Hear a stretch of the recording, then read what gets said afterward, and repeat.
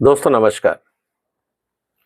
भारतीय न्याय संहिता सीरीज के अंदर आज हम चौथे भाग में चर्चा करेंगे कि कानून में ऐसे क्या प्रावधान हैं, अगर वो गलतियां हो भी जाती हैं या अपराध हो भी जाता है तो उसकी सजा नहीं मिलेगी, उसको एक जनरल एग्जेम्पशन की कैटेगरी में रख के माफी दी जा सकती है। और ये इंपॉर्टेंट है समझना। पहले भाग में हमने समझा कि ये कानून क्यों लाया गया है। दूसरे भाग में हमने ये समझा कि इसमें किन किन चीजों को बदलाव किया गया और वो क्यों जरूरी थे।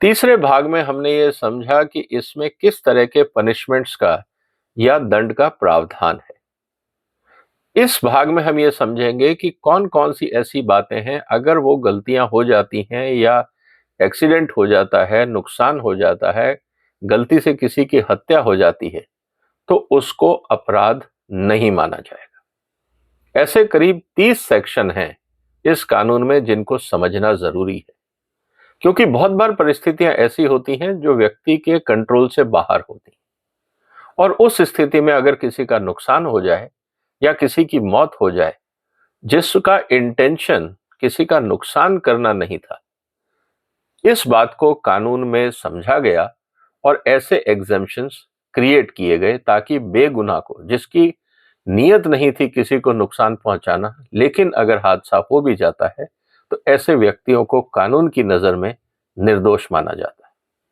आज हम इसकी चर्चा करेंगे। दोस्तों, चैप्टर 3 है जिसको कहा जाता है जनरल एक्सेप्शंस, कि अगर ऐसी कोई परिस्थितियां होती हैं तो उसमें सजा नहीं मिलेगी। ये बात कोर्ट डिसाइड करेगा कि सजा मिलेगी या नहीं, लेकिन प्रावधान है कि अगर ऐसी परिस्थितियां हो तो कोर्ट उसमें सहानुभूति रख के ऐसे व्यक्तियों को छोड़ सकता है।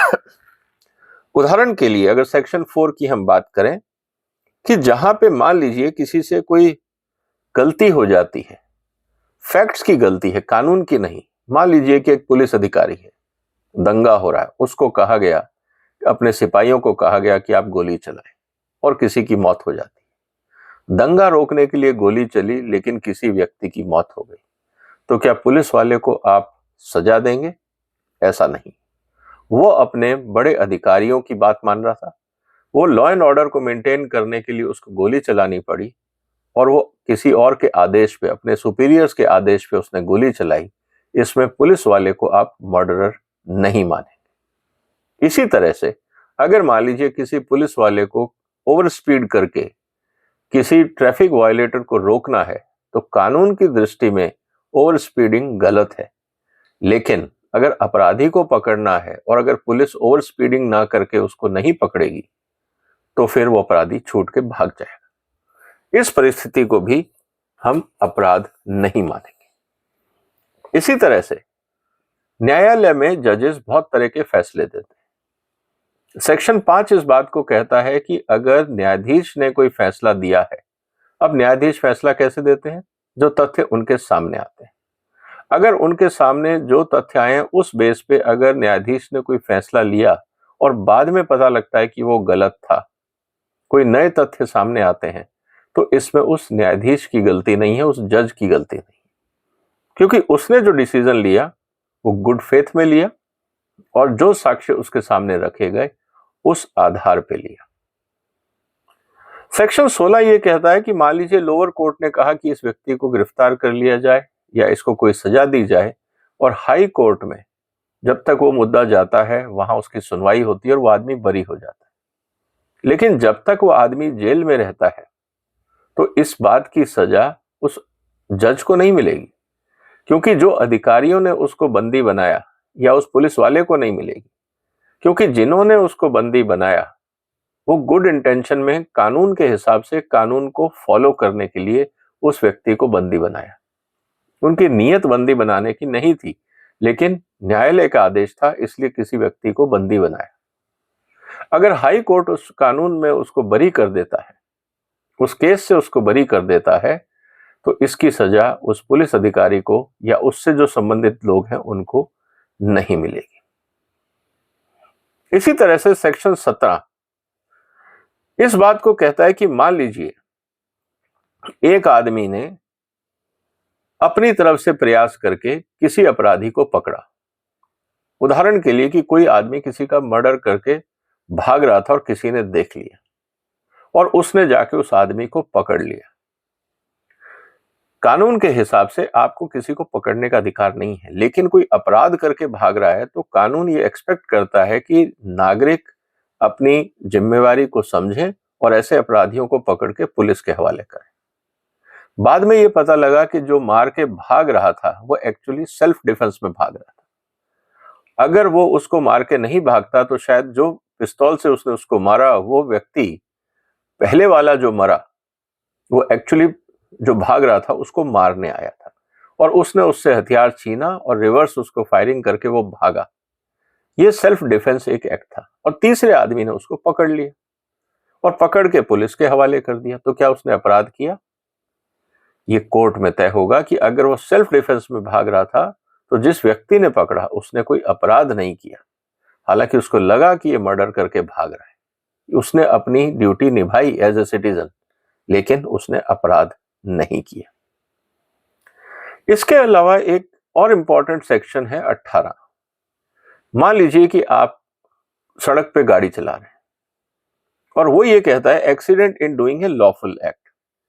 अचानक कोई बच्चा बीच में आ जाता है सड़क के, आपने तुरंत गाड़ी को मोड़ा और वो गाड़ी जाके सामने किसी ठेले से टकरा गई या कुछ और हो गया और वहां किसी की मौत हो गई, तो क्या आप उस ड्राइवर को दोषी मानेंगे? उस ड्राइवर ने उस बच्चे की जान बचाने के लिए अपनी गाड़ी को तुरंत मोड़ा, साइड में लिया, लेकिन दूसरी तरफ से अगर कोई गाड़ी आ रही थी या किसी और पे वो गाड़ी चढ़ गई तो इसने कोई अपराध नहीं किया, क्योंकि इसका पूरा इंटेंशन उस बच्चे को बचाने के लिए था।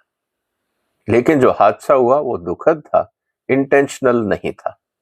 इस बात का संज्ञान कोर्ट लेगा और इस व्यक्ति को बरी करेगा, क्योंकि जो एक्सीडेंट हुआ है वो लॉफुल एक्ट करते समय हुआ है। उस बच्चे को बचाना एक लॉफुल एक्ट था। इस बात को हमें समझना होगा। सेक्शन 19 इस बात को कहता है कि act likely to cause harm but doing done without criminal intent and to prevent other harms, कि आप अगर कोई भी काम इस तरह का करते हैं जिसके कारण आपकी नीयत खराब नहीं है लेकिन फिर भी नुकसान हो जाता है, किसी की प्रॉपर्टी का नुकसान हो जाता है, कहीं कुछ और बात हो जाती है, इस बात को समझना बहुत जरूरी है। क्योंकि अगर आप ऐसा नहीं करते हैं और कोई गुड इंटेंशन में किसी को बचाने के लिए काम कर रहा है और किसी दूसरे का नुकसान हो जाता है, तो ऐसी परिस्थिति में आप उसको दोषी नहीं मान सकते। और यही कारण है कि मान लीजिए कि आप किसी के घर में अगर कोई चोरी हो रही है या कहीं आग लग गई है और उसको उस घर की दीवार को या उसका दरवाजा तोड़ के उसको निकालना है, तो दरवाजा जो तोड़ा जाता है वो वैसे देखा जाए तो ट्रेसपासिंग है, आप उसको डकैती भी बोल सकते हैं क्योंकि किसी ने दरवाजा तोड़ के कोई घुसा है। लेकिन जब दरवाजा तोड़ा गया किसी को बचाने के लिए, तो इस दरवाजा तोड़ने की हरकत को आप गुनाह नहीं कहेंगे। ये बात हमें समझनी होगी। सेक्शन 20 जो है कानून का, वो ये बोलता है कि 7 साल से नीचे का अगर बच्चा कोई अपराध करता है तो उस बच्चे का अपराध नहीं माना जाएगा, क्योंकि उस बच्चे को पता ही नहीं कि वो क्या कर रहा है। इस बात को हमें समझना होगा। 7 साल से लेकर अगर 12 साल का बच्चा कोई अपराध करता है और वो बच्चा मेंटली मैच्योर नहीं है, उसको समझ नहीं है क्या हो रहा है, उस परिस्थिति में भी आप उसकी जो अपराध है, जो उसने गलती से किया है, अनजाने में किया है, इमेच्योरिटी में किया है, आप उसको सजा नहीं दे सकते। जैसा कभी कभी आपने अखबारों में पढ़ा होगा कि किसी पुलिसमैन की या किसी आर्मी ऑफिसर की राइफल से कोई बच्चा खेल रहा था, उसकी पिस्टल से बच्चा खेल रहा था और गोली चली और किसी की मौत हो गई। अब उस बच्चे को नहीं पता वो क्या हुआ। इस परिस्थिति में आप उस बच्चे को सजा नहीं दे सकते। हाँ, मौत हुई, दुर्घटना हुई, लेकिन इसमें उस बच्चे का कसूर नहीं है, क्योंकि उसको नहीं पता कि बंदूक की गोली कैसे चलती है और बंदूक की गोली चलने से क्या होता है। इसके अलावा एक और इंपॉर्टेंट चीज है act of person of unsound mind. मतलब कोई भी व्यक्ति जो दिमागी रूप से सही नहीं है, जिसको आप पागलपन बोल सकते हैं, मानसिक रूप से विकसित है। सेक्शन 22 ये बोलता है कि ऐसे व्यक्ति ने जिसको समझ ही नहीं है कि सही क्या है गलत क्या है, अगर वो कोई अपराध करता है तो आप उसको सजा नहीं देंगे। अक्सर आपने देखा होगा एक और इंपॉर्टेंट चीज है कि लोग कहते हैं शराब के नशे में था इसलिए अपराध हो गया, और कभी कभी दलील इस बात की जाती है कि सर इसने शराब ये नशे में था, इसको पता नहीं इसलिए इसको बरी कर दिया जाए। सेक्शन 23 इस बात को ये बोलता है कि अगर आप शराब के नशे में कोई अपराध करते हैं, इसमें दो चीजें इंपॉर्टेंट है। सबसे इंपॉर्टेंट चीज ये है दोस्तों कि अगर आपने खुद शराब पी है और आप अपराध करते हैं तो माफी नहीं है, लेकिन अगर आपको किसी ने धोखे में नशा कर दिया और आपकी दिमागी हालत ठीक नहीं है और उसमें आपने जाके कोई एक्सीडेंट कर दिया या कोई किसी के साथ हाथापाई हो गई और उसमें किसी का मर्डर हो गया या और कोई नुकसान हो गया, तो आप बरी हो सकते हैं, क्योंकि आपको नहीं पता था कि उसमें जो खाना था या दवाई थी या जो भी आपको बेवरेज दिया गया उसमें नशा है। आप नशे की हालत में अपराध कर बैठे, लेकिन इंपॉर्टेंट चीज ये है कि नशा आपने खुद किया था या किसी ने आपको अनजाने में धोखे से नशे की दवाई दे दी या कुछ और किया जिससे आप सोचने समझने की क्षमता खो चुके थे। अगर आपने खुद शराब पी है तो ये कानून आपका साथ नहीं देगा, आपको सजा मिलेगी। इसके अलावा ये बहुत इंपॉर्टेंट चीज और हो जाती है कि अगर किसी ने नशा किया है, सेक्शन 24 ये बोलता है कि अगर नॉलेज के हिसाब से अगर आपने किसी को, आपको पता है कि मैं अगर ये अपराध करूंगा और उस समय आप होशो हवास में, आपने शराब पी रखी है लेकिन आप होशो हवास में हैं, आपको पता है कि ये गलत हो रहा है, और उस होशो हवास में अगर आपने कोई ऐसी हरकत करी जिससे कानून का उल्लंघन हुआ और आपने किसी का नुकसान किया, तो सजा आपको मिलेगी, क्योंकि आपने शराब जरूर पी हुई थी, खुद पी थी। तो पहली बात तो ये कि अगर आपने खुद शराब पी है तो माफी नहीं। अगर किसी ने आपको गलती से नशीली पदार्थ दे भी दिए लेकिन आप होश में हैं और फिर आपने अपराध किया, उस परिस्थिति में आपको माफी नहीं मिलेगी, क्योंकि आपको पता था कि आप जो कर रहे हैं वो गैर कानूनी। इस बात का फर्क कानून में किया गया है। सेक्शन 25 ये बोलता है कि अगर आप किसी व्यक्ति का नुकसान करते हैं, act not intended and not known to be likely to cause death और grievous hurt done by consent. जैसे डॉक्टर्स हैं, जब भी आप हार्ट ऑपरेशन कराने जाते हैं या कोई और बात करने जाते हैं जिसमें खतरा है, इसीलिए आपका कंसेंट लिया जाता है।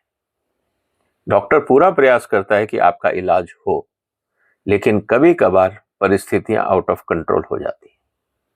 आपकी बॉडी में कोई ऐसा जख्म है कि जिसको ठीक करते वो फट जाए, या कोई ऐसा बॉडी पार्ट है जो काम नहीं कर रहा हो और ऑपरेशन के समय वो काम करना बंद कर दे, या कोई और ब्लीडिंग शुरू हो जाए और आपकी बॉडी उस चीज को कंट्रोल नहीं कर पा रही क्योंकि आपकी बॉडी में रेजिस्टेंस नहीं है। कुछ भी हो सकता है, लेकिन डॉक्टर की नीयत तो यह है कि वो आपको ठीक करे। इंटेंशन नुकसान का नहीं है, इंटेंशन साथ देने का है, सहायता करने का है। ऐसी परिस्थिति में अगर आपके कंसेंट के साथ अगर वो ऑपरेशन किया जाता है और आप सहमति देते हैं और नुकसान हो जाता है, तो फिर उस व्यक्ति का अपराध नहीं है। ये बात हमें समझनी होगी। आर्टिकल जो सेक्शन 27 है वो ये बोलता है, act done in good faith for the benefit of child और a person of unsound mind और by consent of the guardian. अगर आपने किसी बच्चे को, अनसाउंड माइंड का बच्चा है, आपने उसकी हेल्प करने की कोशिश करी, कोई बहुत अबोध बच्चा है, आपने उसकी हेल्प करने की कोशिश करी, आपकी नीयत अच्छी थी, लेकिन एक्सीडेंट हो जाता है और गलती से हो जाता है, तो उसमें आपका अपराध नहीं है। इस बात को हमें समझना होगा। इसके लिए ही ये कहा गया है कि अगर आपने, कोई भी बच्चा है जिसकी कंसेंट देने की स्थिति में नहीं है, कोई बच्चा है चोट लग गई, अब वो कंसेंट देने की स्थिति में नहीं, आप उसके पेरेंट्स को बुलाएंगे तो वो भी आने में टाइम लगेगा, लेकिन उसकी ब्लीडिंग हो रही है, आपको तुरंत उसको हॉस्पिटल लेके जाना है, आपको उसको सर्जरी करानी और सर्जरी करते समय उस बच्चे की डेथ हो जाती है, तो क्या आप इसको अपराध मानेंगे? क्योंकि आपने बच्चे के माँ बाप से भी कंसेंट नहीं लिया और बच्चा इस स्थिति में नहीं था या कोई व्यक्ति इस स्थिति में नहीं था जो कंसेंट दे सके। ऐसी स्थिति में आप क्या करेंगे? इसको भी अपराध नहीं माना गया क्योंकि इंटेंशन आपका गलत नहीं था। ये बात हमें समझनी पड़ेगी। एक और इंपॉर्टेंट चीज है, वह है सेक्शन 28 में consent known to be given under fear और मिसकंसेप्शन। मान लीजिए कि आपको किसी ने कहा कि आप मेरा ये काम करें, सामने वाले की जाके आप हत्या करें, नहीं तो मैं आपके परिवार की हत्या कर दूंगा, और डर में आपने किसी व्यक्ति की हत्या कर दिया, उसका कोई नुकसान कर दिया, और ये पता लगता है कि वो अंडर प्रेशर था या आपके साथ जोर जबरदस्ती की गई, आपके बच्चे को किडनैप किया गया या परिवार को किडनैप किया गया, कोई ऐसी परिस्थितियां हुई जिसमें जो आपने कंसेंट दिया वो अंडर कंपल्शन था और उस कारण नुकसान हुआ, तो उस परिस्थिति में भी न्यायालय आपको माफ कर सकता है। जो सेक्शन 29 है वो ये कहता है कि अगर आप किसी की हत्या करते हैं, और ये इंपॉर्टेंट इश्यू इसलिए है कि अगर आपने कंसेंट भी दिया लेकिन वो अनलॉफुल था तो आपको सजा मिलेगी, उसमें माफी नहीं। उदाहरण के लिए भ्रूण हत्या, ये एक बहुत दर्दनाक हादसा हिंदुस्तान के कई गांवों में और शहरों में, कई परिवारों में होता है। आपने कंसेंट दिया कि भ्रूण हत्या होनी चाहिए, या आपके जो शरीर के अंदर भ्रूण पैदा हो रहा है, जो बच्चा है, आप उसको गिरवाना चाहते हैं, कंसेंट भी दे दिया है, नुकसान भी किसी का नहीं हुआ, लेकिन क्योंकि भ्रूण हत्या हुई है इसमें कोई माफी नहीं। इवन वो आपके कंसेंट से हुआ, वो एक अपराध है और अपराध माना जाएगा। उसके लिए आपको किसी भी रूप में कहीं कोई जस्टिफिकेशन नहीं होगा, चाहे वो जो महिला है जिसने भ्रूण हत्या जिसकी हुई या उसके गार्जियंस, इनमें से कोई भी एक्सेप्शन नहीं माना जाएगा। सेक्शन 30 ये कहता है कि act done in good faith for the benefit of person without consent. Accident की इस परिस्थितियों में कोई बेहोश है, कहीं कोई और स्थिति है, आपने अगर उसकी इलाज के लिए, उसके वेलफेयर के लिए, उसको बचाने के लिए अगर कोई आपने कदम उठाया, मान लीजिए किसी का कोई बहुत सीरियस बीमारी है और वो बेहोशी स्थिति में, आप कोशिश कर रहे हैं कि वो बच जाए लेकिन नहीं बच पाए, उस परिस्थिति में भी आपको कोर्ट की तरफ से इस बात को मानना पड़ेगा कि ये जानबूझ के किया हुआ कोई गलत काम नहीं है। उदाहरण के लिए आपने देखा होगा कि कई बार स्पोर्ट्स के मैदान में खेलते हुए किसी को बॉल लग गई, कोई कार एक्सीडेंट से हुआ, कहीं कोई और हॉर्स राइडिंग से लोग गिर जाते हैं, कहीं पे भी किसी एडवेंचर में चोट लग जाती है, अनकॉन्शियस हो जाता है व्यक्ति, आप उसको रिवाइव करने की कोशिश करते हैं लेकिन वो मर जाता है। ऐसी परिस्थिति में भी क्योंकि इंटेंशन खराब नहीं है, कानून में इस बात को समझना बहुत जरूरी है कि अगर इंटेंशन खराब नहीं है तो जो कानून और जो न्यायालय है वो लीनियंट व्यू लेते हैं, ताकि जिस आदमी ने अच्छे नियत से काम किया उसको सजा ना मिले। इसी तरह से जो सेक्शन 31 है वो ये कहता है no communication made in good faith is an offence by reason of harm to the person to whom it is made if it is made for the benefit of that person.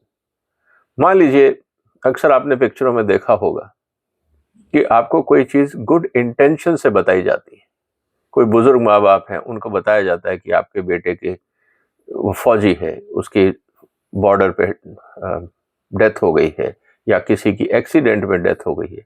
ये सुन के अगर किसी को heart attack आ गया या किसी की मौत हो गई, उस सदमे से आप इसको क्राइम नहीं कहेंगे, आप इसको ऑफेंस नहीं कहेंगे, क्योंकि वो कम्युनिकेशन आपको जानकारी देने के लिए था, आपको नुकसान पहुंचाने के लिए नहीं था। तो ऐसी स्थिति में भी आपको कोर्ट की तरफ से राहत मिलेगी। जो सेक्शन 32 है वो ये बोलता है कि act to be a person is compelled by threats. अगर मान लीजिए आपको धमकी दे के काम करवाया गया है कि आप मर्डर करो नहीं तो हम आपका कर देंगे, उस परिस्थिति में अगर आप कोई इस तरह की हत्या कर बैठते हैं और वो प्रूव हो जाता है कि ये अंडर थ्रेट था, तो वहां पे भी कोर्ट आपको रियायत दे सकता है। इसी तरह से अगर आपने एक्ट कॉजिंग स्लाइट हार्म, मान लीजिए आपने कोई काम किया और इसके कारण किसी का नुकसान हो गया, किसी को आपने हल्का सा थप्पड़ मार दिया, अब उसको चोट लगी, लेकिन क्या ये जुर्म हो गया? ऐसी परिस्थितियों में कोर्ट लीनियंट व्यू लेते हैं कि इसकी नीयत खराब नहीं थी, शायद आपको डांटने के लिए या ऑर्डिनरी सेंस में आपने कोई कंप्लेंट कर दी और उससे आपका दुख हुआ, या किसी ने आपका हाथ मरोड़ दिया, या किसी ने आपको हल्का सा थप्पड़ मार दिया, या बाल पकड़ के हिला दिया कि आप ऐसी गलत हरकत नहीं करें, जैसे माँ बाप बच्चे को मारते हैं, या भाइयों में झगड़ा हो जाता है, या दोस्तों में झगड़ा हो जाता है, तो क्या आप उन परिस्थितियों में उस पर केस करेंगे? क्या कोर्ट इस बात का संज्ञान लेगा? ऐसा नहीं है। तो कोर्ट ये देखेगा कि अगर नीयत खराब नहीं है और अगर इस तरह के छोटे मोटे झगड़े हो जाते हैं तो समझा बुझा के मामले को निपटाया जा सकता है। तो ये कुछ मुद्दे थे दोस्तों, जिनको अभी तक हमने इन जनरल ये देखा कि कौन से एक्सेप्शंस हैं अलग अलग परिस्थितियों में। लेकिन बहुत बड़ी एक चीज होती है सेल्फ डिफेंस। उसकी बात मैं अलग से एक एपिसोड में करूंगा कि सेल्फ डिफेंस की कौन कौन सी ऐसी परिस्थितियां हैं कि जब आप सेल्फ डिफेंस का इस्तेमाल करते हैं और सामने वाले की हत्या हो जाती है या उसको चोट लग जाती है, तो कानून आपको किस नजर से देखेगा। आज के एपिसोड में मैं आपको एक जनरल एग्जम्पशंस बताना चाह रहा था। उम्मीद है कि जानकारी आपको पसंद आई होगी। आप इस वीडियो को शेयर कर सकते हैं, इस चैनल को सब्सक्राइब कर सकते हैं। फिर मुलाकात होगी एक और महत्वपूर्ण मुद्दे के साथ। इसी श्रृंखला को हम आगे बढ़ाएंगे ताकि ये पूरा कानून हमें ढंग से समझ आ जाए। नया कानून है, नई परिस्थितियां हैं, जो नहीं भी जानते कानून, जो वकील नहीं भी है, एक आम आदमी को भी पता होना चाहिए देश का कानून क्या कहता है। आप इस वीडियो को शेयर करिए, चैनल को सब्सक्राइब करिए। जो आपके दोस्त लॉ पढ़ रहे हैं उनको भी भेज सकते हैं। फिर मुलाकात होगी एक और महत्वपूर्ण मुद्दे के साथ। तब तक वंदे मातरम।